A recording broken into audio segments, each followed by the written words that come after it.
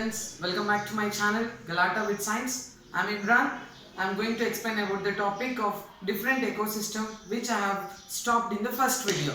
If you see the first video of 8th class on the topic ecosystem, I have stopped up to ecosystem and I promise that I'll do a next video on the different ecosystem in the next video. So coming back to the video, today I'm going to explain about the various ecosystems. And if you look here carefully, it is a flow chart that is a classification of ecosystem. Ecosystem is classified into many types. That is the two types here. One is natural, another one is artificial. Sir, ecosystem lo kuda mali natural artificial untada ante compulsory ga untadi. Natural ante ganaka deenlo human intervention etuvantivi lekunda just only అదంతా కదే natural గా ఏర్పడితే గనక దాన్ని మనం natural ecosystem అని, అలా కాకుండా మనం ఏర్పాటు చేస్తున్నాం ఇప్పుడు బర్డ్ సాంక్చురీస్ అని, జూస్ అని, ఇవన్నీ కూడా మనం క్రియేట్ చేస్తున్న ఎకోసిస్టమ్ అన్నమాట. దాని గురించి మనమైతే ఇప్పుడు మాట్లాడుకోవట్లేదు. ప్రస్తుతానికైతే ఎకోసిస్టమ్స్ టూ కేటగరైజ్, ఒకటి న్యాచురల్, ఇంకొకటి ఆర్టిఫిషియల్. ఆ న్యాచురల్ లో మరి మనకు టూ టైప్స్ ఉన్నాయన్నమాట. టెరెస్ట్రియల్ ఎకోసిస్టమ్ ఒకటి, అక్వాటిక్ ఎకోసిస్టమ్ ఒకటి. టెరెస్ట్రియల్ లో మళ్ళీ three types of classification. What is men by terrestrial అంటే కనుక ల్యాండ్ మీద అన్నమాట. ల్యాండ్ ఎకోసిస్టమ్ అని చెప్పొచ్చు. దీన్ని మనము వాటర్ ఎకోసిస్టమ్ అని చెప్పొచ్చు. మనకు వాటర్ వేరియస్ టైప్స్ ఉన్నాయి, ల్యాండ్ మీద కూడా డిఫరెంట్ టైప్స్ ఉన్నాయి అన్నమాట. అలాగా ఒకటి grass land ecosystem, forest ecosystem, desert ecosystem. ఇక్కడ మీకు వచ్చేటటువంటి ఒక కామన్ డౌట్ ఏమంటే, సార్ గ్రాస్ ల్యాండ్ ఫారెస్ట్ రెండు ఒకటే కదా అంటే గనక కాదు.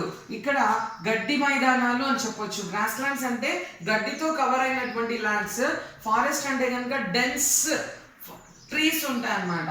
సో అలాంటి ఎకోసిస్టమ్, ఇలాంటి ఎకోసిస్టమ్ కి డిఫరెన్స్ ఉంటుంది. మనం మాట్లాడుకున్నాం ఆల్రెడీ గ్రాస్ ల్యాండ్ గురించి. ఈరోజు ఈ టాపిక్ లో నేను ఫారెస్ట్ ఎకోసిస్టమ్, డెజర్ట్ ఎకోసిస్టమ్ గురించి మాట్లాడతాను. మెరైన్ ఫ్రెష్ వాటర్ గురించి ఇంకొంచెం ఈ టాపిక్ ఎక్స్టెన్షన్ లో మాట్లాడడం జరుగుతుంది అనమాట.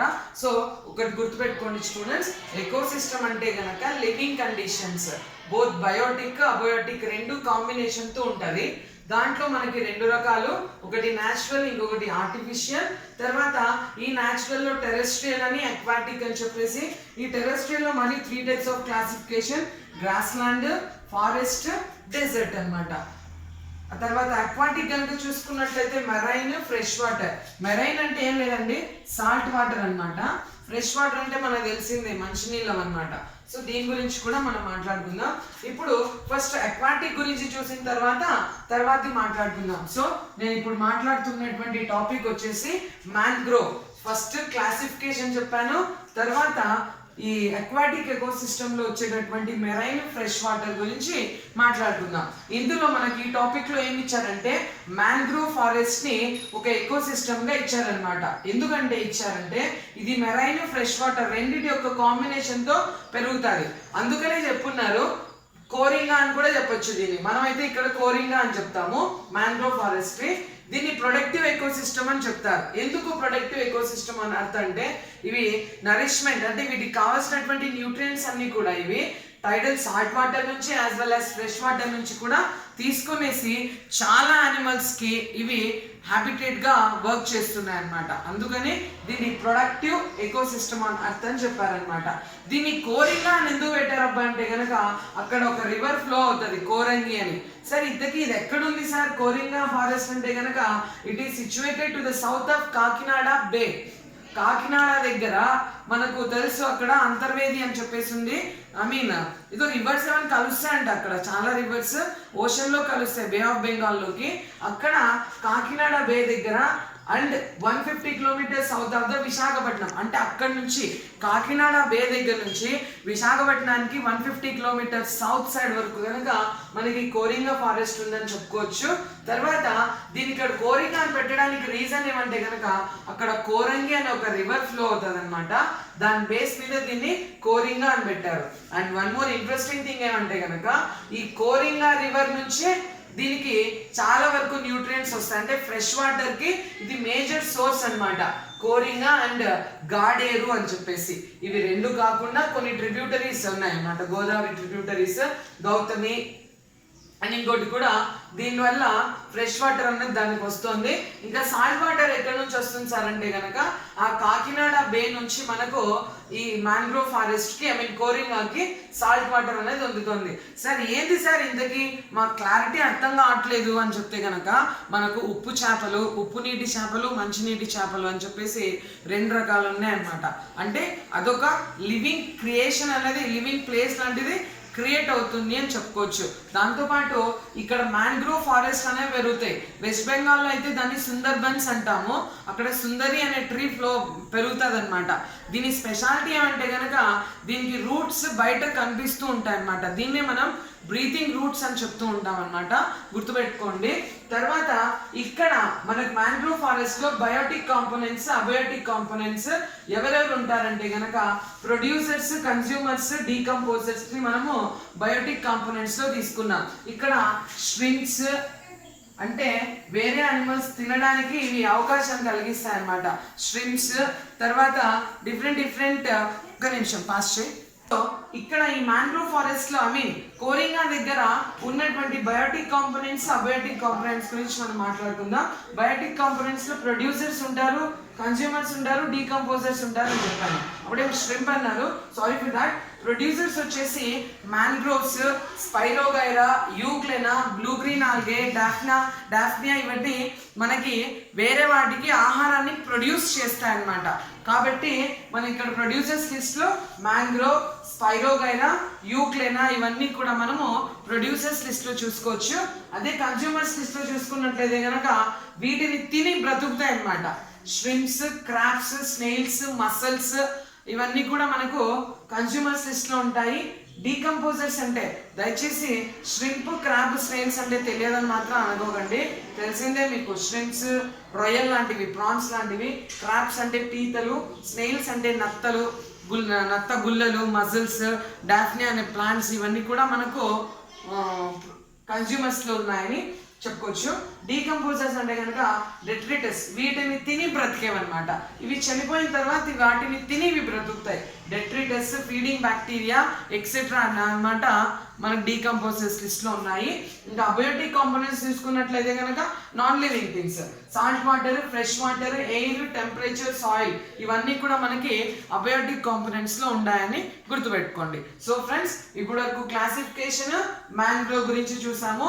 దీంట్లో అడగడానికి అవకాశం ఉన్నటువంటి క్వశ్చన్స్ ఏంటంటే కనుక మ్యాంగ్రోవ్ ఫారెస్ట్ ఎక్కడ ఉన్నాయి, ఎన్ని కిలోమీటర్స్ ఎవరికి ఎలా ఉన్నాయి, తర్వాత వీటిని ఎందుకు రిప్రొడక్టివ్ ఎకోసిస్టమ్ అని చెప్తారు, ప్రొడక్టివ్ ఎకోసిస్టమ్ అని, వీటికి ఫ్రెష్ వాటర్, సాల్ట్ వాటర్ ఎక్కడి నుంచి వస్తున్నాయి, ప్రొడ్యూసర్స్ ఎవరు, కన్స్యూమర్స్ ఎవరు, డీకంపోజర్స్ ఎవరు అని గుర్తుపెట్టుకోవాలా.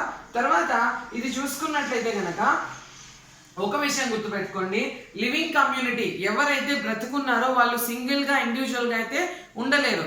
మనకి కంపల్సరీగా ఇంకొందరు అంటే ఒకరికొకరు తోడు అనమాట. ఇలాగా మనకు ఇంకొకరు ఎవరైనా హెల్ప్ కావాలంటే అబయోటిక్ కి బయోటిక్ లాగా, బయోటిక్ కి అబయోటిక్ లాగా ఇవి ఒకరితో ఒకరు ఇంటరాక్ట్ అవుతాయి అన్నమాట. అట్లాంటి దాంట్లో మనం ఎకోసిస్టమ్ అని చెప్తామని చెప్పినాం.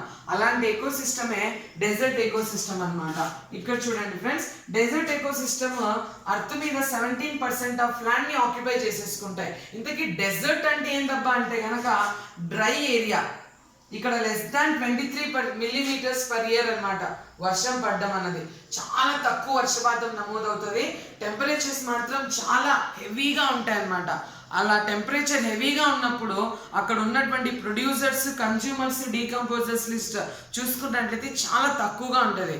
మీకు తెలుసు ప్రొడ్యూసర్స్ అంటే ప్లాంట్స్ అన్నమాట, ఫుడ్ ని ప్రొడ్యూస్ చేసేవి. ఇక్కడ చాలా తక్కువ ఉంటాయి అన్నమాట. చిన్న చిన్న ప్లాంట్స్ ఉంటాయి, లైక్ డెజర్ట్ ప్లాంట్స్ లైక్ ఇది ఓపెన్షియా, తర్వాత క్యాక్టస్ ఇలాంటి జాతి అన్నమాట. వీటన్నిటికీ ఎక్కువగా మనకు లీవ్స్ ఉండవు, చాలా తక్కువ లీవ్స్ ఉంటాయి. అండ్ ఒకవేళ ఉన్నా కూడా ఇవి మోడిఫైడ్ స్టెమ్స్ అన్నమాట. వీటికి అన్ని కూడా ముళ్ళు ఉంటాయి అన్నమాట ఆ స్టెమ్స్ కి. ఎందుకంటే ఈ ముళ్ళే వాటికి ఆకుల్లా పనిచేస్తాయి. ఒకవేళ ఆకు ఉందనుకోండి, ఎక్సెస్ టెంపరేచర్ వల్ల అక్కడ ఆ ప్లాంట్ లో ఉన్నటువంటి వాటర్ అంతా కూడా ఎవాపరేట్ అయిపోతుంది. కాబట్టి మనకు అక్కడ లీవ్స్ ఉండవు, దానికి అక్కడ స్పైన్స్, థార్న్స్ ఉంటాయని గుర్తుపెట్టుకోండి. తర్వాత ఇక్కడ వాటర్ స్కేర్సిటీ చాలా ఎక్కువ కాబట్టి డీప్ రూట్ అంటే జెరోఫైట్స్ అంటాం వీటిని, వాటర్ని వెతుక్కుంటూ చాలా లోతుకు వెళ్తాయి అన్నమాట అక్కడ ఉన్నటువంటి ప్లాంట్స్ యొక్క రూట్స్. కాబట్టి మనం డెజర్ట్ ప్లాంట్స్ అంటేనే గుర్తుకు రావాల్సింది జెరోఫైట్స్ అన్నమాట. వీటికి వాటర్ స్కేసిటీ వల్ల స్పైన్స్ ఉంటాయని చెప్పాను నేను. ఇంకా కన్స్యూమర్స్ లిస్ట్లోకి వచ్చినట్లయితే ఎక్కువగా అక్కడ మనకి పాములు అంటే రెప్టైల్స్, ఇన్సెక్ట్స్, ఇంకా మేజర్గా మామల్స్ చూసుకున్నట్లయితే అక్కడ ఎలుక జాతికి చెందిన రాడెంట్స్, తర్వాత పెద్దగా జంతువు అంటే కనుక షిప్ ఆఫ్ ది డెజర్ట్గా మనం క్యామెల్ చెప్తాం కదా, ఆ క్యామెల్ అనేది ఉంటుందన్నమాట. అక్కడ బ్రతకాలంటే అలాంటి కండిషన్స్లో వీటికి మేజర్ అడాప్టేషన్స్ ఉండాలా. మీకు తెలుసు వాటర్ అన్నది ఒకేసారి ఎక్కువ తాగేస్తుంది మన క్యామెల్. కొన్ని వీక్స్ వరకు అది వాటర్ లేకుండా బ్రతకగలదు. ఒకసారి ఆహారం తీసుకుందంటే కనుక దానికి 2 వీక్స్ వరకు ఆహారం తినాల్సిన అవసరం రాదనమాట. ఎందుకంటే అలా అడ్జస్ట్ కాకపోతే డెజర్ట్లో అది బ్రతకలేదు. అండ్ దాని యొక్క బాడీ స్ట్రక్చర్ కూడా డిఫరెంట్గా ఉంటుంది అనమాట. దాని కాళ్ళు కొంచెం పొడవుగా ఉంటాయి, తర్వాత దానికి 3 ఐలిడ్స్ ఉంటాయి, 3 pairs of eyelids ఉంటాయి, తర్వాత దానికి హంప్ ఉంటుంది. ఇవన్నీ కూడా స్పెషల్ క్యారెక్టరిస్టిక్స్ అనమాట. అందుకని దాన్ని షిప్ ఆఫ్ ది డెజర్ట్ గార్డ్ కూడా మనం చెప్పొచ్చు. ఇంకా డీకంపోజర్స్ చూసుకున్నట్లయితే చాలా రేర్ అండి ఇక్కడ. ఎందుకంటే వెజిటేషనే లేదు, ప్లాంట్స్ రేర్ అన్నమాట. ఇంకా వాటిని తినడానికి ఉన్నటువంటి యానిమల్స్ కూడా రేర్. కాబట్టి ఇక్కడ మనకు రేర్గా దొరుకుతాయి. అక్కడ ఒకవేళ ఉంటే కనుక థర్మోఫైలిక్ ఫంగై, థర్మోఫైలిక్ బ్యాక్టీరియాని మనము చూసుకోవచ్చు అనమాట అక్కడ ఉన్నటువంటిది. తర్వాత ఇంకా ఈ చాప్టర్లో మేజర్గా స్కోప్ ఉన్నటువంటి క్వశ్చన్ వచ్చేసి ఎనర్జీ ఫ్లో అనమాట. Energy flow in the ecosystem. Sir మీరు ఫారెస్ట్ ఎకోసిస్టమ్ చెప్పలేదండి అంటే కనుక ఫారెస్ట్ ఎకోసిస్టంలో మనకు various types of flora, various types of fauna and most of the decomposers, various types of herbivores, various types of carnivores, ఇవన్నీ కూడా మనకు అక్కడ దొరికే ఛాన్సెస్ ఉన్నాయి. కాబట్టి ఫారెస్ట్లో లేని ప్లాంట్, లేని యానిమల్ అంటూ ఉండదు. ఇవన్నీ ఉన్నాయంటే కనుక వేరియస్ టైప్స్ ఆఫ్ డీకంపోజర్స్ కూడా అక్కడ ఉంటాయి. ఇంకా ఈ టాపిక్లోకి వచ్చినట్లయితే కనుక ఎనర్జీ ట్రాన్స్ఫర్, మీకు ఆ రోజు ఫుడ్ చైన్ చెప్పేటప్పుడు చెప్పినాను. Transfer of energy from one system to another system, ఒకరి దగ్గర నుంచి ఇంకొకరికి, దాన్ని మనం ఫుడ్ చైన్గా చెప్పుకుంటాము. సిరీస్ ఆఫ్ ఫుడ్ చైన్స్ అన్ని కలిపితే నెంబర్ ఆఫ్ ఫుడ్ చైన్స్ మనకి ఫుడ్ వెబ్ అన్నది వస్తుంది అని చెప్పాను. ఇక్కడ కూడా అంతే. సన్ నుంచి తీసుకున్నటువంటి ఎనర్జీ 57% అట్మాస్ఫియర్ అబ్జర్వ్ చేసుకుంటుంది అనమాట. దాంట్లో 36% of heat energy water evaporate అవ్వడానికి, తర్వాత ల్యాండ్ హీట్ ఎక్కడానికి యూస్ చేసుకుని వస్తుంది. తర్వాత 8% ఆఫ్ ది లైట్ వచ్చేసి ఈ ప్లాంట్స్ అబ్జర్వ్ చేసుకుంటాయి. దాంట్లో 50% మాత్రమే ఇవి ఫోటోసింథసిస్కి యూస్ చేసుకుంటాయి. ఇంకా రిమైనింగ్ అంతా కూడా మళ్ళీ అట్మాస్ఫియర్లోకి గివ్ బ్యాక్ అన్నది అయిపోతుంది. ఇంకా ఇక్కడ మేజర్గా చెప్పుకోవాలంటే కనుక ఇవి గనక లేకపోతే ప్రొడ్యూసర్స్ అనేవి ఫోటోసింథసిస్లో ఫుడ్ అనేది ప్రిపేర్ చేయలేదంటే కనుక టోటల్ ఎకోసిస్టమ్ అన్నది క్వశ్చన్ మార్క్లో పడుతుంది. కాబట్టి ఎవరు డిస్టర్బ్ చేయకూడదు. అంటే ఒక చిన్న చెక్క పీస్ కావచ్చు, ఒక చిన్న చెట్టు కావచ్చు, లేదా పెద్ద ఫారెస్ట్ కావచ్చు, దాంట్లో ఇన్యూమరబుల్ స్పీసీసెస్ ఉంటాయన్నమాట. మనం 10th క్లాస్లో దీని గురించి ఎలాబరేట్గా చదువుకుంటాము.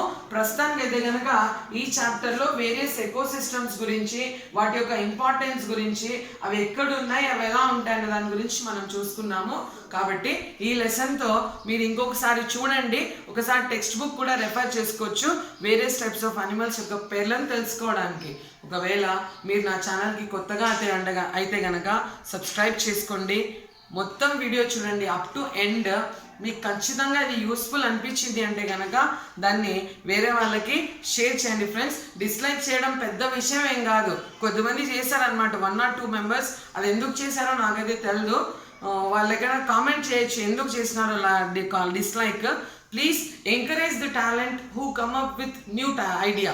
సో నేను ఇది ఒక గుడ్ పర్పస్ కోసం పెట్టాను. కాబట్టి మీరు దీన్ని చూసి సబ్స్క్రైబ్ చేసి లైక్ చేసి షేర్ చేస్తారని ఆశిస్తున్నాను. అండ్ ఫైనల్గా నా వర్డ్ సర్వేజన సుఖినో భవంతు. Thank you.